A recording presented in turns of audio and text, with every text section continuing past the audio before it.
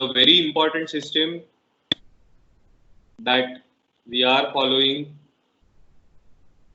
named after two scientists, which is called as Hansch-Widman nomenclature. Now, basically, this system, uh, why it is much more logical and why it is much more comprehensive, because it takes care of three things in the nomenclature. It takes care of three things.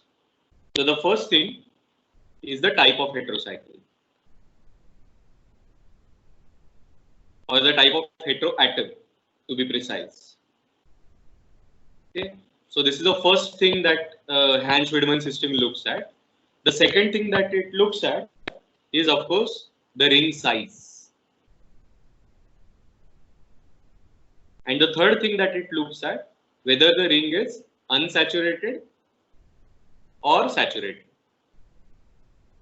So that is what makes it so comprehensive.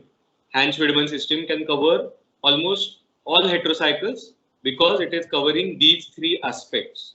First is, of course, the type of heteroatom. Second is, of course, the ring size. And third is saturation or unsaturation present in the ring. So let's look at the first thing, which is the type of heteroatom.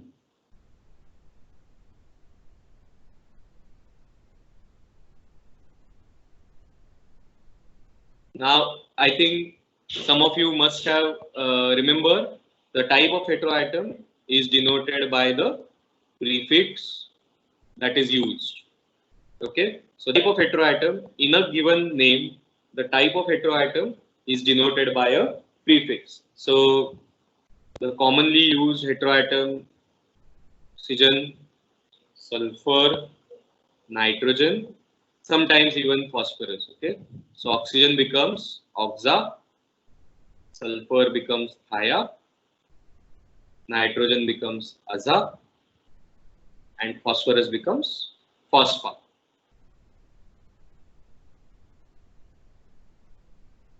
Okay, so the first criteria, or the first point that Hansch-Widman system covers, is the type of heteroatom.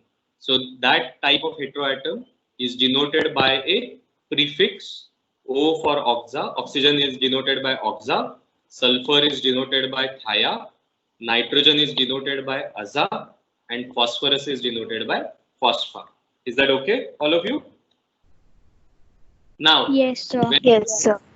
in case there are more than one heteroatoms in the system, they have also defined the priority, meaning in this particular sequence only, you will have to name the ring. So if oxygen and nitrogen both are present, oxygen will get first priority.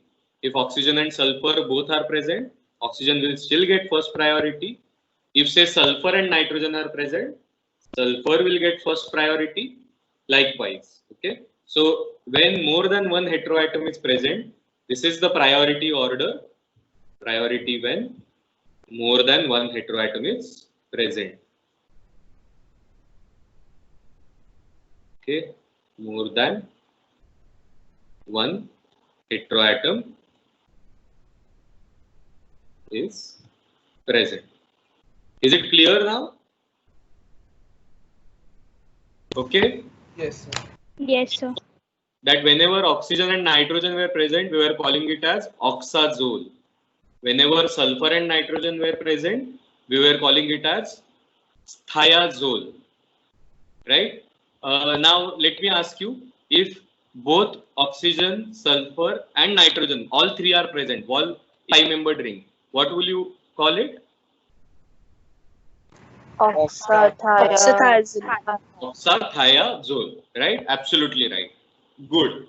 Now, the next part of the Hansch-Widman system is made up of, or deals with, ring size. Ring size. Now, very commonly in organic compounds, the rings from third carbon, fifth, sixth, and can go up to 7 carbons. So these are the most commonly found rings. So this particular ring size is actually denoted by a suffix. Okay, suffix. Now for 3, can anyone tell me what is the suffix for 3?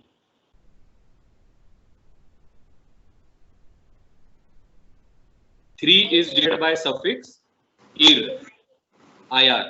Okay, so if you want to remember it, it comes from try.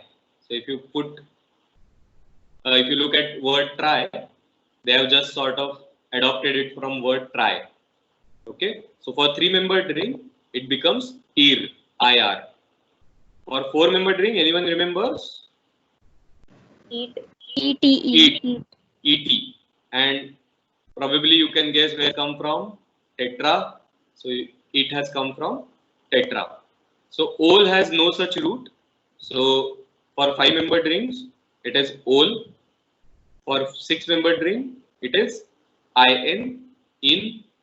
Okay, so these were two of the oldest suffix that have been used in trivial names also. So I could not find any root for these two. All right. And again for 7-membered, anyone tell me what is 7-membered suffix? Epine. Ep is the 7-membered suffix, again coming from hep. Hepta is 7. So again it comes from that.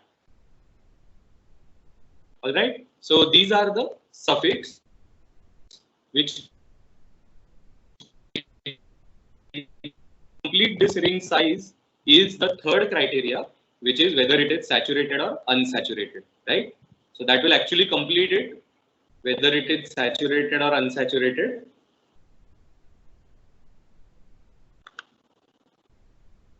Okay, let me stop the video for now. I hope you can listen to me, hear me still. Yes, sir. Yes. Right? Yes. Clearly, no disturbances, right? Hello? Yes, sir. Okay. So the last part, whether the ring is saturated or unsaturated, you have to use what is called as stem. Right? So let's look at the different. I want you to make a table, okay, with 4 columns. So the first column is ring size. Second column is for saturated. Third column is for unsaturated. And the fourth column is saturated with nitrogen. I hope the table columns are clear, all of you. Yes, sir. Okay, so I will repeat again. So first column is ring size, second column is for saturated, third column is for unsaturated, and fourth column is for saturated with nitrogen. It has been given a special attention. Okay, now let's look at ring size of 3. For saturated, it is called as irane. So the entire name or suffix plus stem becomes irane, and unsaturated becomes irene. Okay, so INE indicates that it is an unsaturated. If it is a nitrogen, it becomes iridine. I hope you are with me. If it is a saturated 3-membered ring, it is considered as irane. If it is unsaturated ring, it is considered as irene. And if it is a saturated ring with nitrogen, it is considered as iridine. I hope it is okay. Yes, sir. Everyone, shall we go ahead with 4-membered ring? Yes, sir. Okay. Yes, sir. So 4-membered ring follows the same pattern. It is ethane. Then if it is unsaturated, it is ETE. So N indicates that it is a double bond which is present, and if it is a nitrogen, it becomes etidene. Etidene. So saturated with nitrogen becomes your etidene. Noted? Yes, sir. Yes. Okay, 5-membered. Yes, sir. 5-membered becomes olane. Unsaturated, very famous, becomes ol, right? And saturated with nitrogen becomes olidine. That is why we call it as pyrrolidine. So the suffix plus stem becomes your olidine. Now 6-membered becomes enane. For unsaturation, it is INE. That's why you have pyridine with INE as suffix, because pyridine is unsaturated. Okay. Now there is no special case when it comes to nitrogen. So the names of the saturated heterocycles containing nitrogen have been given a special mention. So this column is not applicable for 6-membered heterocycles. Okay. So Na, not applicable. And for 7-membered, it becomes epane if it is a saturated, and epine if it is unsaturated. Is that okay? Yes, sir. Everyone? Yes. I hope now the Yes, concept sir. is clear. Yes, sir. Or any doubt as of now? Anyone? No, sir. Sure? Yes. Yes, sir. Okay. Now let's apply this and try to solve some names. All right. So you are going to tell me the names of these now. 3-membered ring with oxygen. What could be the name? Now apply the rule. Oxyrane. Oxyrane. So oxa plus irane becomes oxyrane. Okay. Now 6-membered ring with sulfur. 3-membered ring with sulfur. What could be the name? This becomes thia, THI, irane, thiirane. So very peculiar thing happens when sulfur is there. The spelling has 2 I's back to back. So 3-membered ring with sulfur becomes thiirane. Okay. Now what happens with nitrogen? 3-membered ring with nitrogen. Azirane. Huh? Azirane. No, look at the table. Saturated with nitrogen is iridine. Azirane. This becomes aziridine. Yeah. Is it clear now? It becomes aziridine. Now let's go to the next 4-membered rings. 4-membered ring with oxygen. What could be the name?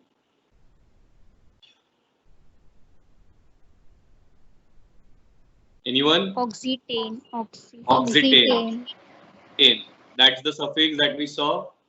Etane. So oxa plus etane becomes oxetane. Okay. What about sulfur? 4-membered ring with sulfur. It becomes thiaetane. Thietane. Okay.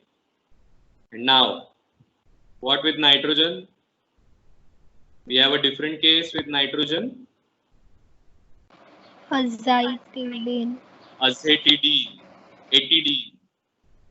Aza plus etidine becomes acetidine when it comes to nitrogen. All right. Now, as you know, the numbering will of course start from the heteroatom itself. I hope now that idea is in your head, cemented in your head. Okay. The IUPAC rules that you followed, that substituent, least priority, all those things will apply. But the only thing is the numbering of heterocycles start from the heteroatom itself. Okay. Now, before we go on to the further names, I want to introduce a very important concept of partial unsaturation. Okay, the concept of partial unsaturation. Now, this whenever there is partial unsaturation in Hansch-Widman system, you will usually find something hydro in the name. Okay, so something hydro which is included in the name. So for this to explain, I will give a simple example of a 7-membered ring. So you can draw with me. This is how you draw 7-membered ring. You start off from above. You draw like this. Okay. Then you put it down, So you're on track to draw 8-membered. So rather than drawing 8-membered, you culminate it in the 7-membered ring. So can someone tell me the name of this ring? Anyone? It is a 7-membered ring with nitrogen. So it is called as azepine. Do you agree with this? Yes, sir. Okay. Now, if you start numbering, we can sort of give number like this, right? 5, 6, 7. So it is a 7-membered ring. Now, let me draw one more version of azepine, all right? But with a slight difference.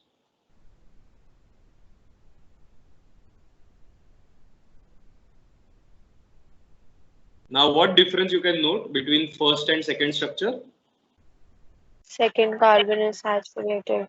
This is saturated carbon. If you number 1, 2, 3, 4, 5, 6, and 7, the double bond between 2 and 3 has been reduced, right, by adding the hydrogens.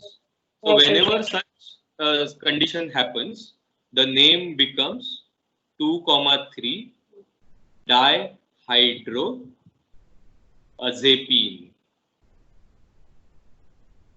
Are you getting it, everyone? How to use hydro? So the double bond between 2 and 3 has been reduced by adding hydrogens. So the name becomes 2,3 dihydroazepine. Have you got it?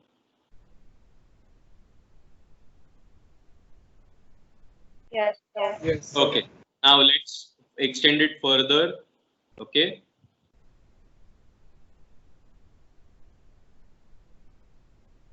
Now what I am doing is I am retaining only one double bond.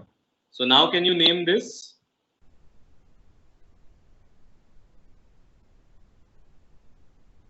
So now the double bond between 4 and 5 is also reduced, right? So can you name this? 3, 4, 5 tetrahydroazepine. Perfect, perfect. 2, 3, 4, 5 tetrahydro. So you have added 4 hydrogens. So you call it as tetrahydro, and it is of course azepine derivative. So that is how you depict the partial reduction. Now you must have come across this particular structure. Anyone remembers where you have come across this particular structure? Okay, let me complete. You may not know it, but still, you may have learnt it as a class in one of the pharmacological agents. You may not know exact structure, it's okay, but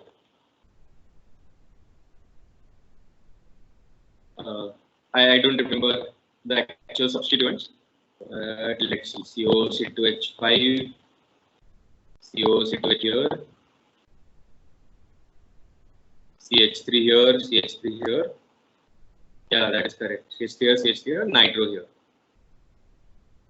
So, if I tell you the name of this particular drug, you will definitely know this. This is called as nifedipine. Is it familiar? Yes, sir. Yes, sir. What is the category of agent? Calcium Nifedipine. Calcium channel blocker. blocker. So if you look at the chemical class, it is called as dihydropyridines.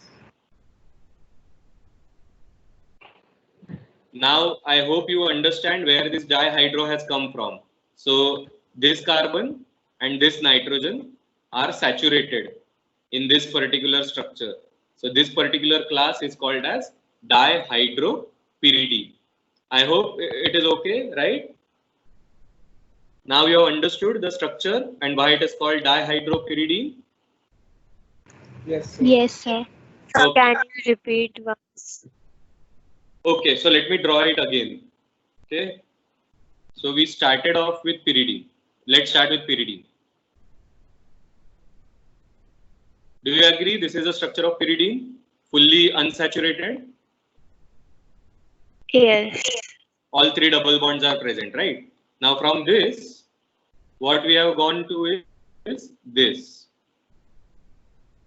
The double bonds are here and this one. So can you see hydrogen being added at this carbon and this carbon? The nitrogen, Yes. right? So now if you look at the structure of nifedipine, let me draw it once again.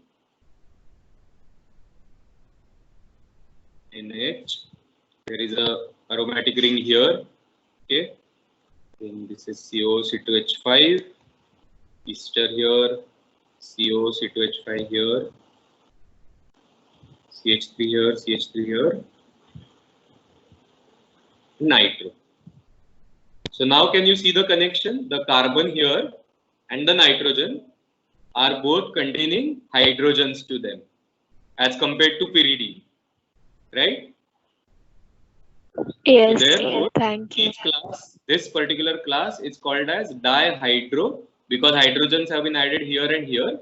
This class is called as dihydropyridine. So the structure that I have drawn is actually nifedipine.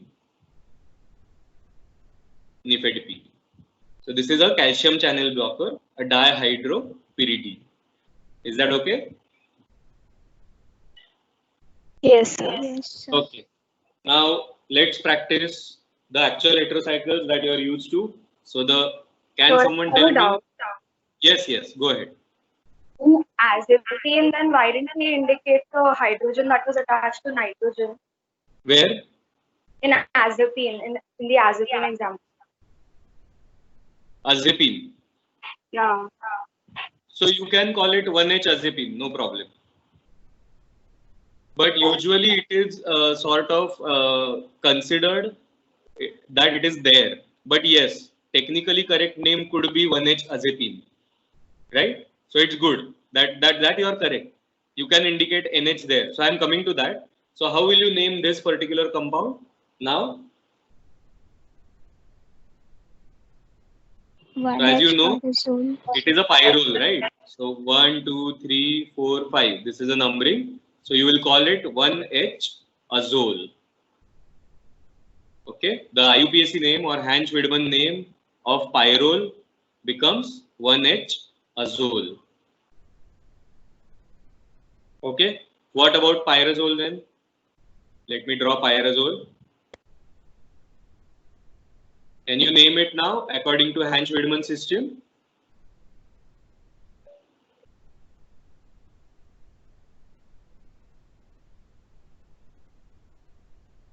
Can you name it?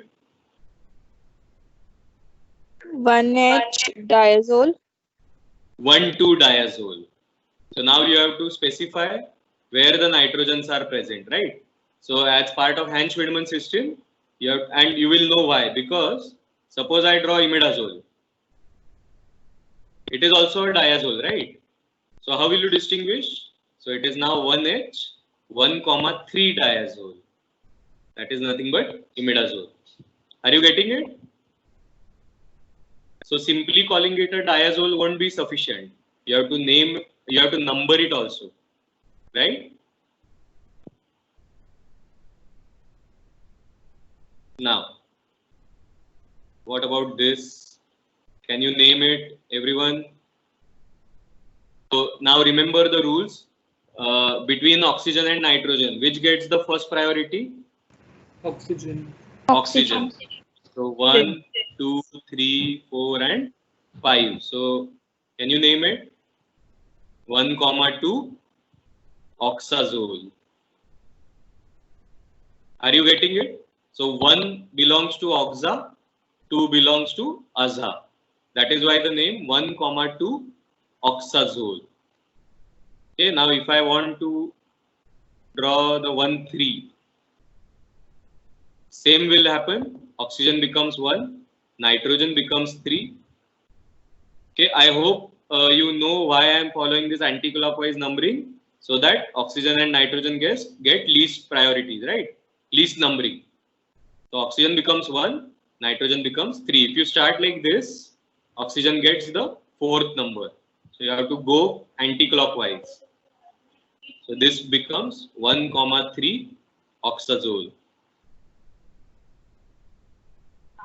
Right? Now, can someone name this particular compound now?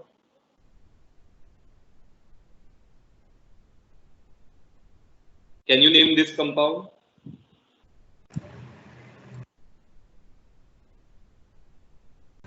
One Yeah. comma three 1,3 oxazole. oxadiazole. 1,3,4 Oxadiazole. oxadiazole. Perfect. Now remember, if I put say substituent R1 here and R2 here, what will dictate is rules of IUPAC. Are you getting it? So I can start numbering like 1, 2, 3, 4, 5 also. Or let me change the color. I can start numbering from here clockwise.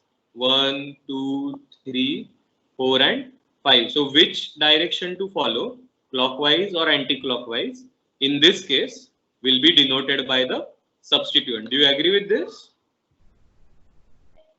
Yes, sir. Yes. Yes, Here sir. it is bromo, here it is bromo and here it is alkyl. So you will follow anti-clockwise direction because bromo gets priority over alkyl. But if it is other way around, if bromo is here, alkyl is here, you will get some other thing. So depending on substituent, you have to change the direction. Okay? Remember this. Now let me draw one more just to get some more practice. What will be the name of this?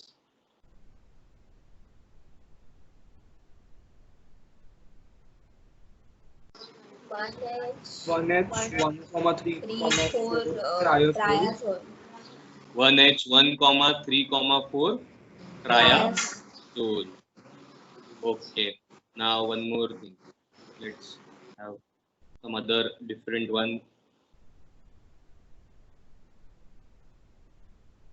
Now it is a 6-membered ring with 3 nitrogens. Fully unsaturated ring with 3 nitrogens. So you can start with any nitrogen, right? Because it is a symmetric molecule. Can you see it? It is a symmetric molecule. From wherever nitrogen you start, it is going to get the same number. So if you start from this nitrogen, okay,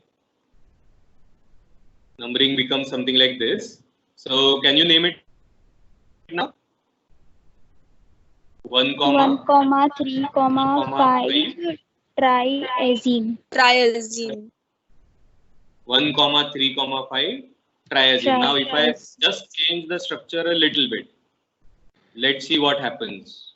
Nitrogen is here, nitrogen is here, and nitrogen is here. Yeah, I've changed it a little bit. So now here comes the glitch. Okay.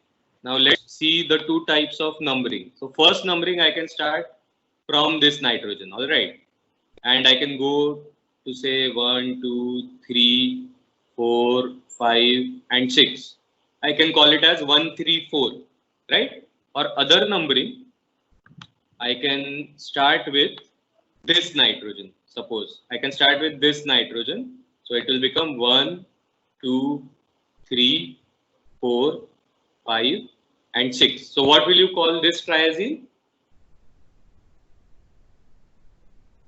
1, 2, 4. 1, 2, 4. Perfect. Perfect. 1, 2, 4 triazine. Are you getting it now? So examiners will try to trick you in questions like this. Okay, because you're used to drawing heterocycles in a typical way. You may get confused if it is depicted like this. So don't get confused.